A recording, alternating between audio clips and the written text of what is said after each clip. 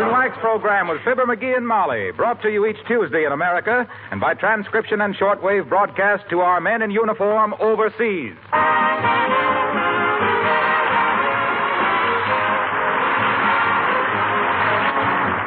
Makers of Johnson's Wax and Johnson's Self-Polishing Glow Coat present Fibber McGee and Molly, written by Don Quinn, with songs by the King's Men and music by Billy Mills Orchestra. The show opens with a shine on your shoes.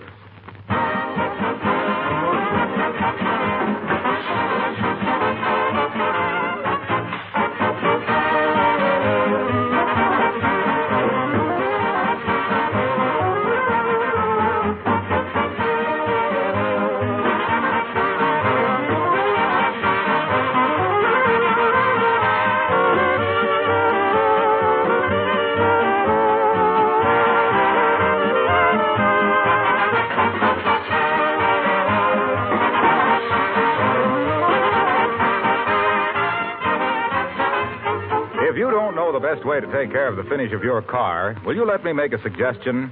There's a Johnson combination product called Carnu, spelled C-A-R-N-U, that both cleans and polishes in one application. If you'll try Carnu just once on your car, I know you'll be delighted with the results. Carnu saves time and work and money. It's a liquid polish. You rub it on, let it dry, and wipe it off. It gives your car back its original showroom shine. Makes it sparkle with a minimum of work. Then, if you want to give added protection to the finish, save car washings, make cleaning still easier, you can add a coat of wax, either Johnson's Auto Wax or the regular household wax. Take better care of your car with Johnson's Carnu.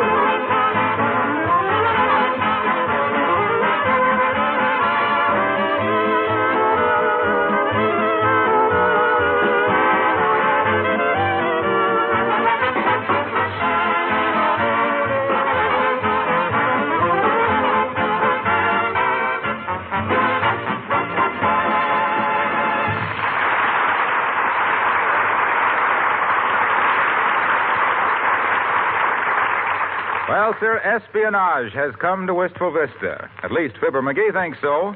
Every place he goes, there's a small, dark man with a semi-concealed camera taking pictures of this and that. And here at 79 Wistful Vista, discussing his suspicions, we find Fibber McGee and Molly.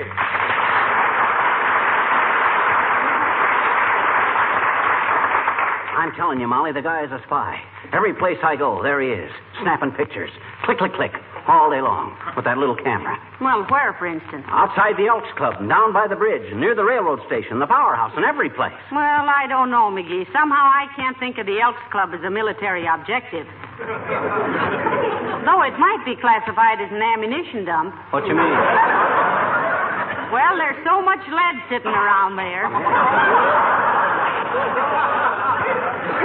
But the bridge, and the powerhouse, and the railroad station, them are all military objections. For that matter, what were you doing around the railroad station and the powerhouse and the bridge? I was to all them places on business. What business? Well, I had to go to the station to mail an important letter. Wanted to get it off on the 142. Whom were you sending it to?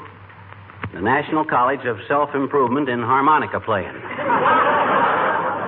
You'll admit my harmonica playing could be improved. I'll confess that without being tortured. But what were you doing at the power station? There was a bunch of linemen down there installing a new transformer. Yes? Yes. And I always been fascinated the way them guys can climb up a telephone pole with them spurs of theirs. One guy, a fellow named Joe, got a sliver in his leg. And he Remind me to send flowers, dearie. But I still don't know what you were doing there. I was watching them, doggone it. The guy can't sit around the Elks playing rummy all day long, can he? And there was this guy with his little clamor. Click, click, click, all day long. You know what first made me suspicious of him? What? Every time I'd look at him, he'd look away. Oh, my.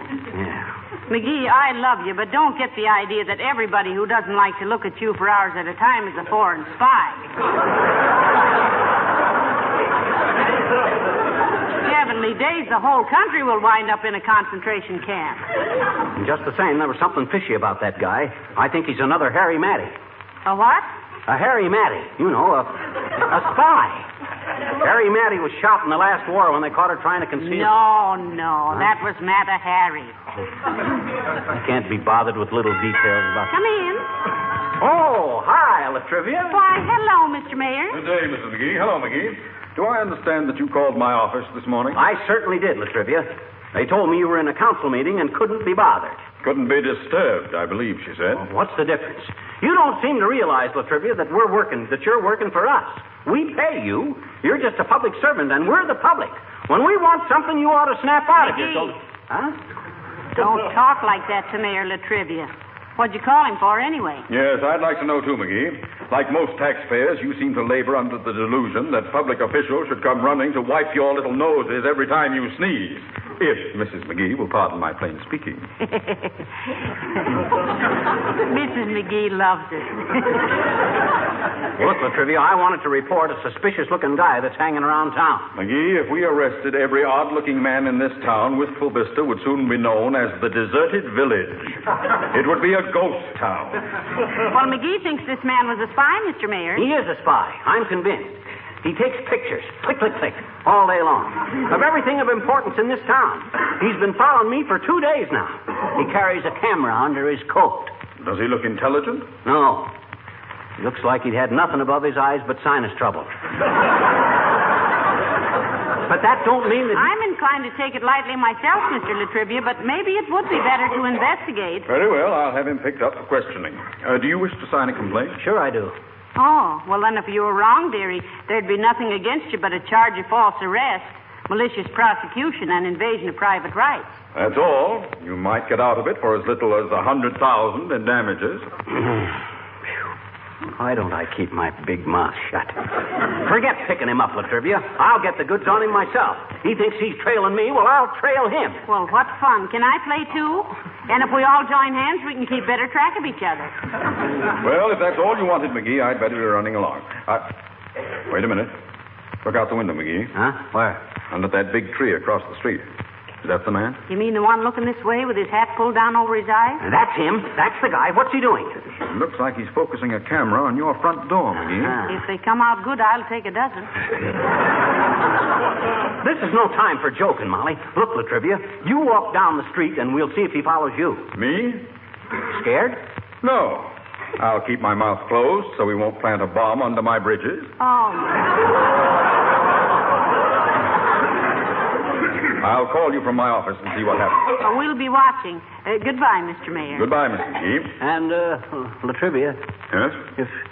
if anything happens to you, well, I'll always remember you as the best mayor we ever had. A friend of the people. He wore no man's collar. Fearless and independent. A credit to his party. The working man's pal. Stop it, for heaven's sake. Nothing's going to happen to me. You watch. Keep an eye on him, McGee. Good luck. Gee, I hope nothing does happen. Oh, heavenly days, McGee. What do you suppose? Oh, my gosh. I completely forgot. Forgot what? When I realized that guy was following me, I strung a rope across the porch step.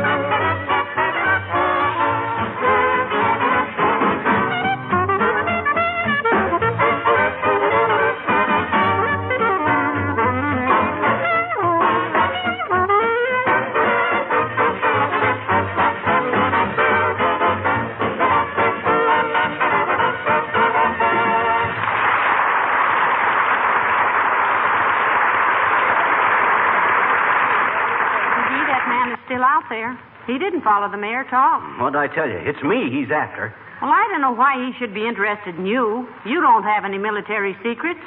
And even if you did, everybody knows you couldn't keep them. Which may be why you haven't got any.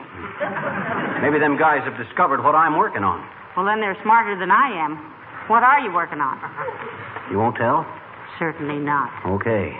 I'm working on an idea for the Signal Corps. I'm going to try and breed a triple-cross bird. I'm going to cross a homing pigeon with a woodpecker and then cross the result of that with a parrot. With what object in mind? To get a bird that will fly to the right place, knock on the door, and speak the message.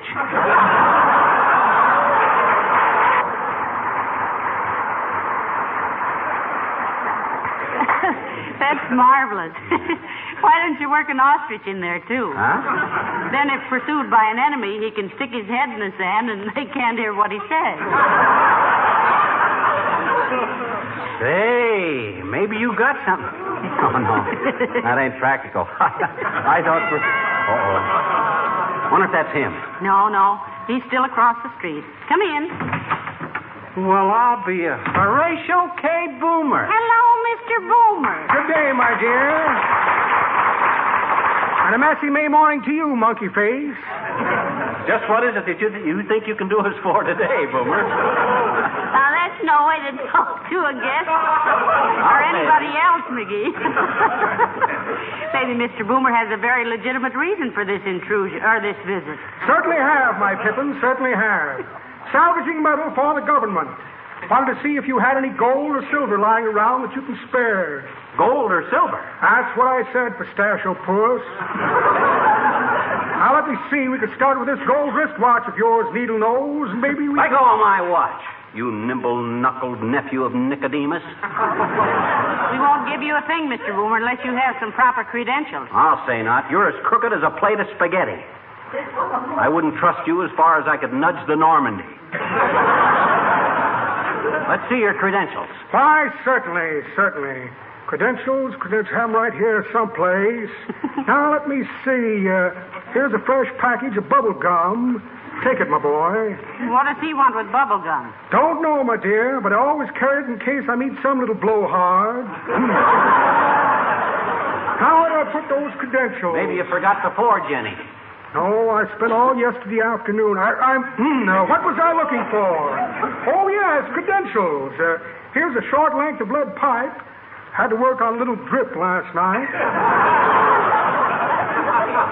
Stubborn fellow. Here's a package of new $10 bills. Say, what's Lincoln's picture doing on a $10 bill? Sure, it ought to be Alexander Hamilton. Isn't that amazing?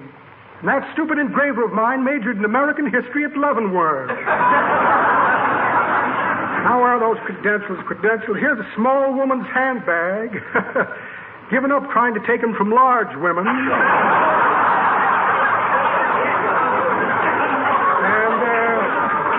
a check for a short beer. Well, imagine that. No credentials. Took the words right out of my mouth. Oh, sorry we couldn't do any business, my tiresome little twosome. Better luck next time. Good day, my dear, and cheap cheerio to you, chipmunk.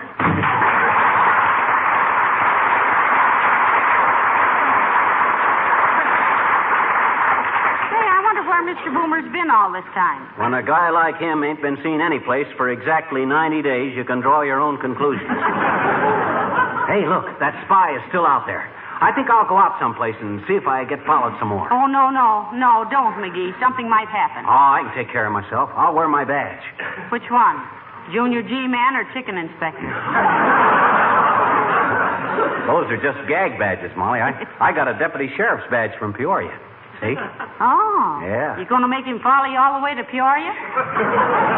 Oh, no. Now, look. Here's what I'll do. I'll walk kind of casual down toward the airport, then out to the steelworks. Hello, folks. Say, what are you looking so serious about? Somebody's been following McGee around, Mr. Wilcox. Yeah, and he keeps taking pictures of me. Click, click, click, all day long. Every place I go. Oh, who is he? Well, we don't know. McGee thinks he's a foreign spy. Say, that's strange. I had an odd experience last Saturday night myself. Yeah? I followed a suspicious-looking man all over town. Heavenly days, I'm getting the creeps. Who was he, Mr. Wilcox? A spy? That's what I thought. He first attracted my attention when I saw him come out of a doorway, sort of hiding a bundle under his coat. Oh. He looked both ways up the street and then sneaked off down an alley. Excuse me, boys, while I run up and wash my hair. I might as well do it while it's standing on end. Wait a minute, Molly. Wait a minute. Maybe Harlow followed the same guy that's been after me. Oh, I don't think so, Fibber. No? You see, I followed this fellow to the far side of town. Yeah? Through alleys, up side streets, over fences, and through vacant lots. Well, he could hardly go through a lot that wasn't vacant. Oh, cut it out, Molly. I want to hear this. Go on, Frank.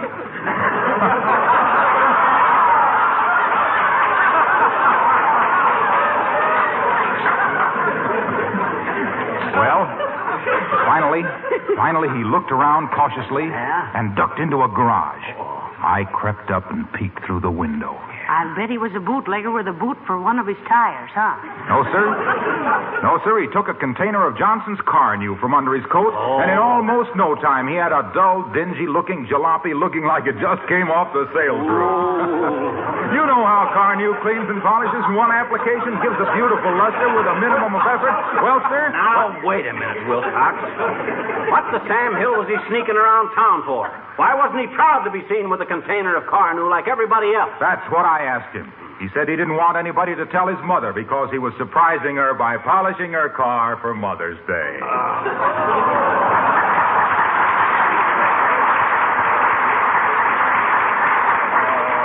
McGee, stop gnawing your nails. Well, it was either that or say something the sponsor might regret. Do you have to take advantage of situations like this, Wilcox? Can't you be honest and manly and come right out and sell car new? Oh, the trouble with you, Fibber, is you haven't got any sense of dramatic values. What kind of a story would Robinson Crusoe have been if Victor Hugo hadn't built up the suspense?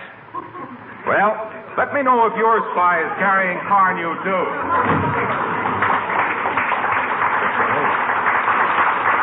Hey, Molly. Yeah?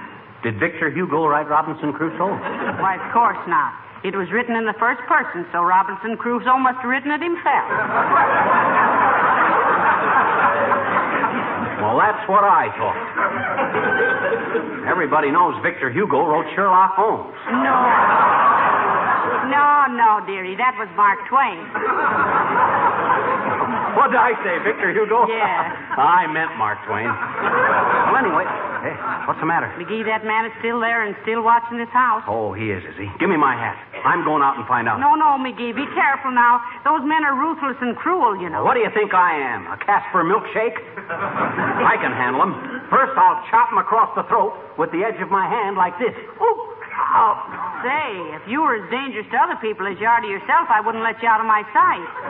What are you going to do, McGee? I'm going to take a walk and see if that guy follows me some more. Where are you going? I don't know. Just around town a little. Well, for goodness sakes, be careful now. I don't... Say, what are we whispering for? I don't know what you're whispering for, but I hit myself in the neck so hard I can't talk. I'll be back in a little while.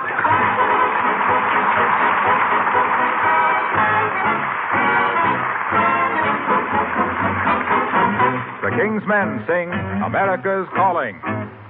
Son of America, you're America's calling to you. Father of waters, let your sons and daughters echo the cry, thank God for freedom. Raise island palisades, guard the home of the red, white, and blue. From border to border and coast to coast, America's calling to you. Oh, say, have you seen your America? Have you seen the Swanee shore? Oh, say, have you seen America? From the plains of Idaho down to Mexico. Have you seen the fields of Iowa?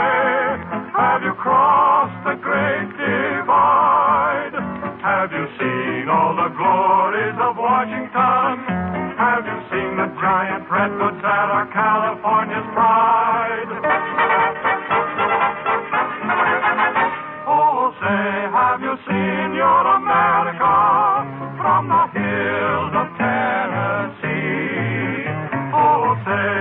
you seen America? From the San Francisco Bay to the Great White Way. Have you seen Dakota's prairie land and the Lone Star's Alamo? Have you seen Valley Forge and the Delaware? Have you seen a certain statue with its giant torch aglow? You sons of America, take your stand for the red, white, and blue. North to the boundary and coast to coast, your America's calling to you.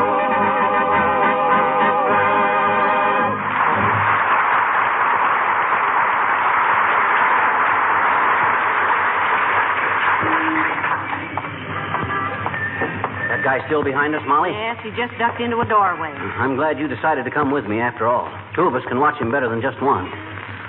Think he knows we're on to him? Yes, I think he began to suspect something when you stuck your tongue out at him the first time. He even took a picture of that. Click, click, click.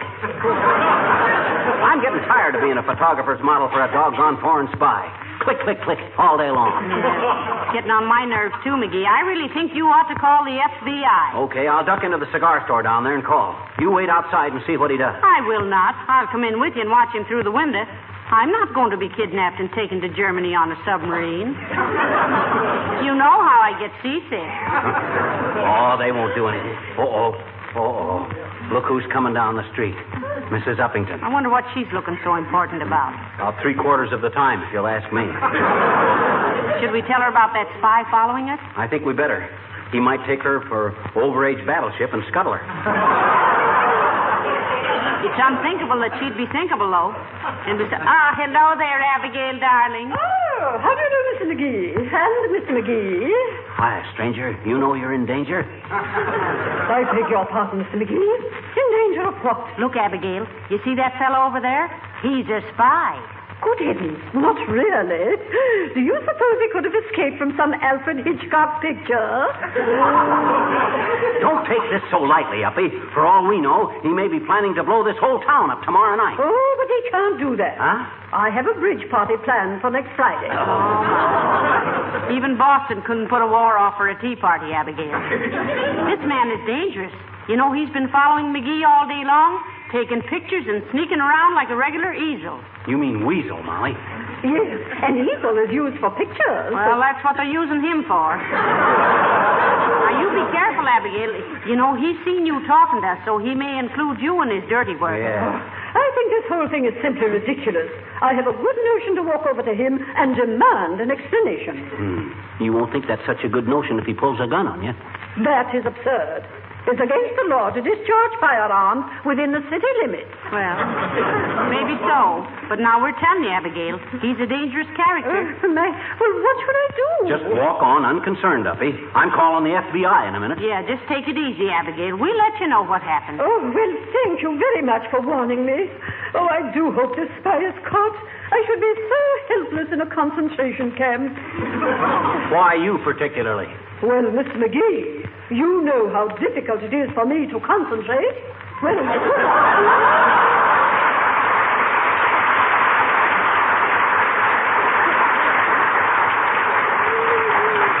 Hey, here's the cigar store. I'm going in and phone. You won't be scared? Certainly not. Now go on in and phone. Okay, I'll be right out. Me and my shadow, da-dee-da. Oh, hello there, Mrs. McGee. Oh, hello, Mr. Wimple. Say, now, don't look now, but there's a foreign spy over there taking our picture. Oh, goodness. Doesn't he look repulsive? Yes. McGee is inside the cigar store now, telephoning the FBI. There must be quite a wave of crime and espionage in town, Mrs. McGee. You know, I caught a burglar jimmying his way into our house when I came home last night. Oh, heavenly days, really? What'd you do? I opened the door for him on condition that he'd go in first. And did he do it? Yes. The poor fellow. Sweetie Face thought it was me, and before you could say, "Where's the iodine?" she was shaking salt all over him. Salt? What was that for? Oh, that's just a little joke of Sweetie Face's. She likes to tie people up in knots like a pretzel and then shake salt over them. Oh. Well, you're lucky you didn't go into the house first. Oh, I don't know, Mrs. McGee. Lately, Sweetie Face has been very nice about my coming in late. The minute I tippy-toe in the front door, she gives me my slippers and my pipe and the latest novel. Oh, she does? Yes, right in the face. You see, It's okay, Molly. They got an agent on his way over here right now. Oh, hi, Wimp. Hello, Mr. McGee. My, you seem excited. Well, I should think he would be. You better get going, Wimp. There's a federal dick on his way over here, and there's liable to be some gunplay. You better go, too, Molly. I will not. I'll just stand behind this wooden Indian here. I'm really not an Indian, Mrs. McGee. My father... No. She meant this cigar store Indian, Wimp. Oh. Well, then, if you don't need me, I'll be trotting along, folks. I promised to take Sweetie Face to the circus. Oh, really? Does Sweetie Face like circuses? Oh, this is strictly business, Mrs. McGee. One of the gorillas is getting vicious, and they asked Sweetie Face to come over and slap him around a little.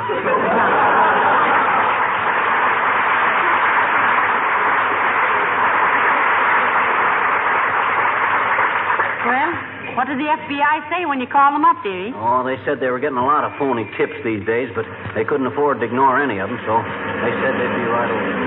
Hey, look. Heavenly days, look at them. They surrounded that man before he even saw them. Yeah, he's showing them some cards. Uh-oh, they're looking over here. Boy, I bet I get a medal from the government for this. Catching a foreign spy is McGee, Huh? look. They're laughing. What? Yeah. Don't tell me he's got them fooled, too. Well, we'll soon know. Here comes an FBI man. You, Mr. McGee, did you call the FBI? You're darn right I did, Bud. That guy there's been following me around all day, taking pictures. Click, click, click. Every place I went. And where was that? Oh, the Elks Club and the railroad station and the airport and the powerhouse. And that excavation down at 14th and Oak and the softball game on the corner lot at Maple Street. Yes, every place. He's a spy. That's what he is. I beg your pardon, madam. We know that man quite well, and he is not a spy. Oh, no? Well, what is he? He's a photographer for a national magazine. Well, then why has he been following my husband around all day? Well, he told me to tell you he was sorry if he'd caused you any annoyance, but he's working on an assignment. A likely story. What kind of an assignment could that be? He says they wanted him to get up a picture story on how a small-town busybody spends his time.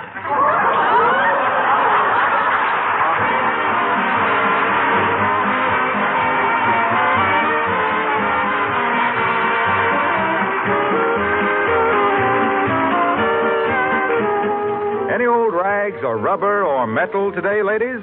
Have you joined the scrap brigade? In this week's issue of Life magazine, there's an advertisement by the makers of Johnson's Wax with suggestions to patriotic housewives on how to salvage valuable scrap materials for war production. You can help your country while you're doing your own spring house cleaning. You'll find suggestions there also on how to make your house cleaning easier all year by the regular use of genuine Johnson's Wax, paste or liquid, for protecting your floors, furniture, and woodwork. Wax provides the easy, inexpensive way to take better care of your things. It gives wood, leather, painted surfaces a shield of protection against wear. And as an extra dividend, it gives that much-desired rich, mellow beauty that you find only in wax-protected homes. There are 100 labor-saving uses for Johnson's Wax, paste or liquid, in your home. You can now buy Johnson's Wax also in cream form, especially formulated for the care of furniture and woodwork.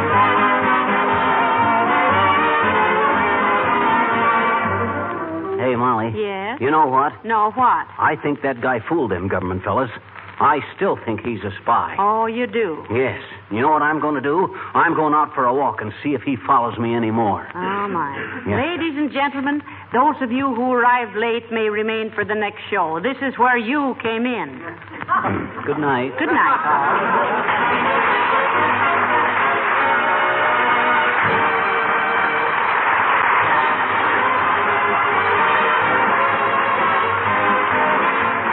This is Harlow Wilcox, speaking for the makers of Johnson Wax Finishes for home and industry, inviting you to be with us again next Tuesday night. And reminding you that the government is in urgent need of 55,000 young women to enter schools of nursing this year and prepare themselves for national defense. Ask your state Nurses Association for further information. Good night. This program came to you from Hollywood. This is the National Broadcasting Company.